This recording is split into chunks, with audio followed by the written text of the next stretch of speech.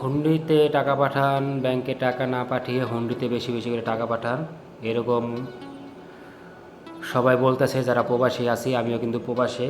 তো যারা বলতেছেন যে হুন্ডিতে টাকা পাঠান, ব্যাংকে টাকা না পাঠিয়ে, তাতে সরকারের অনেক লস হবে, তা আমি বলবো আপনাদের এই কথাটা সম্পূর্ণ ভুল। সরকারের কোনো দিন কোনো কাজে লস হয় না, লস হবে আমাদের সাধারণ জনগণের।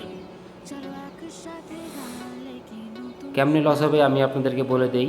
সরকার কোনো দিনই লস হবে না, কারণ আপনি যদি টাকা হুন্ডিতে পাঠান, ব্যাংকে যদি না পাঠান, বাংলাদেশের রিজার্ভ কমে যাবে ঠিকই, কিন্তু সরকার অন্য দিক থেকে টাকা হাতিয়ে নেবে। কিভাবে নেবে? তেলের দাম, গ্যাসের দাম, বিদ্যুৎ বিল বাড়িয়ে দিবে, নিত্য প্রয়োজনীয় জিনিসের উপরে ব্যাট বসিয়ে দিবে আরও বেশি। এতে করে লস, ভোগান্তি, সব কিছু দায়ভার কিন্তু আমাদের সাধারণ জনগণেরই। যেরকম যারা বাংলাদেশে সাধারণ জনগণ আছে, তাদের হলো সব থেকে বেশি কষ্ট হবে আমাদের প্রবাসীরও। কারণ খরচ বাড়বে, বাংলাদেশের যে পরিমাণের খরচ হবে সেই পরিমাণের টাকা কিন্তু আমাদের প্রবাস থেকেই কষ্ট করে পাঠাতে হবে। তো এজন্য যারা আমরা প্রবাসী আছি, সবাই কোনো গুজবে কান না দিয়ে সবাই চেষ্টা করবো ব্যাংকের মাধ্যমে টাকা পাঠাতে, কারণ ব্যাংকে একমাত্র টাকা পাঠালেই দেশ স্থিতিশীল থাকবে। আপনারা অনেকেই বলতে পারেন যে ব্যাংকে টাকা পাঠালে আমাদের প্রবাসীর লাভ কী? হ্যাঁ, আমাদের কোনো লাভ আছে, আবার লাভ নেই।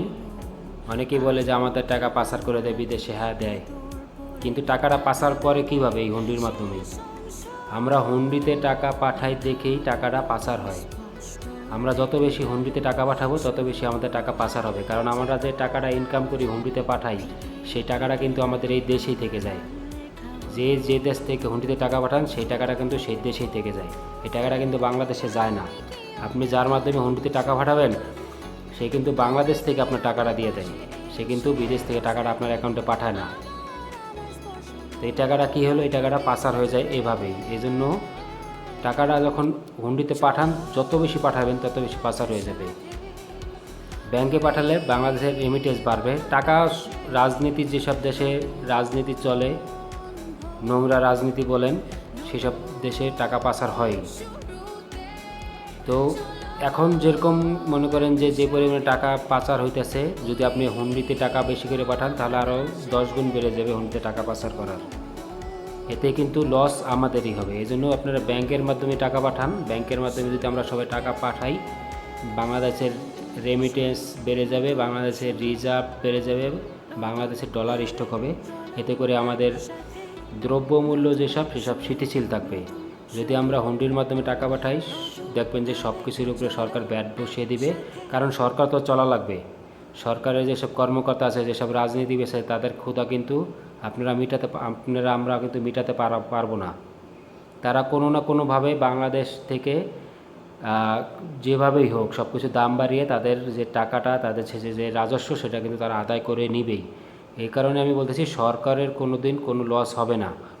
আমরা যদি যত প্রবাসী আছি সবাই যদি হুন্ডিতে টাকা পাঠাই, তারপরে সরকারের কোনো লস হবে না, লস হবে আমাদের। আমরা এখন যদি বাংলাদেশে 1 কেজি চাল যদি 60 টাকাতে কিনে থাকি, সেই চালটা 90 টাকা 100 টাকা কেজি বানিয়ে দিবে সরকারে। এতে লস আমাদেরই হবে। বাংলাদেশের আমাদের ফ্যামিলি যেরকম মনে করেন যে খরচ যত বেড়ে যাবে, আমাদের প্রবাসীরা যারা আছে তাদের কিন্তু কষ্ট তত বেড়ে যাবে, কারণ আমরা যত কষ্ট করেই কিন্তু টাকাটা পাঠাই। বাংলাদেশে যে পরিমাণের খরচ হবে, সেই পরিমাণে টাকাটা কিন্তু আমাদের প্রবাস থেকেই পাঠাতে হবে। তো সুতরাং আমরা যারা আছি, আমরা হুন্ডিকে বয়কট করি, আমরা ব্যাংকের মাধ্যমে টাকা পাঠাই। ব্যাংকের মাধ্যমে টাকা পাঠাইলে আমাদেরই ভালো, দেশের ভালো, কারণ দেশটা আমাদের, সরকার কিন্তু আমাদের না। সরকার আছে, হয়তো বা কোনো একদিন থাকবে না। আর সরকার, যে কোনো সরকারই আসুক না কেন, চুরিচামারি করবেই, এটাই স্বাভাবিক, আর এটা কেউ ফেরাতে পারবে না। তো এজন্য আমরা ব্যাংকের মাধ্যমে টাকা পাঠালে কি হবে? টাকার পাচার কম হবে। তো আপনারা যারা ভিডিওটা দেখছেন, আপনাদের মতামত কমেন্টে জানাবেন আপনাদের আসলে আমি ঠিক বলেছি কি না।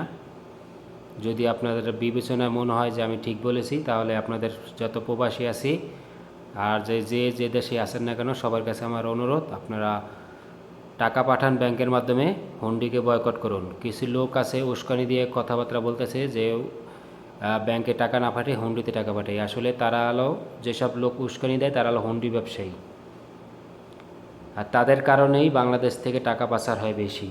তো এই জন্য আমরা হুন্ডিকে বয়কট করি। ধন্যবাদ, সবাই ভালো থাকবেন।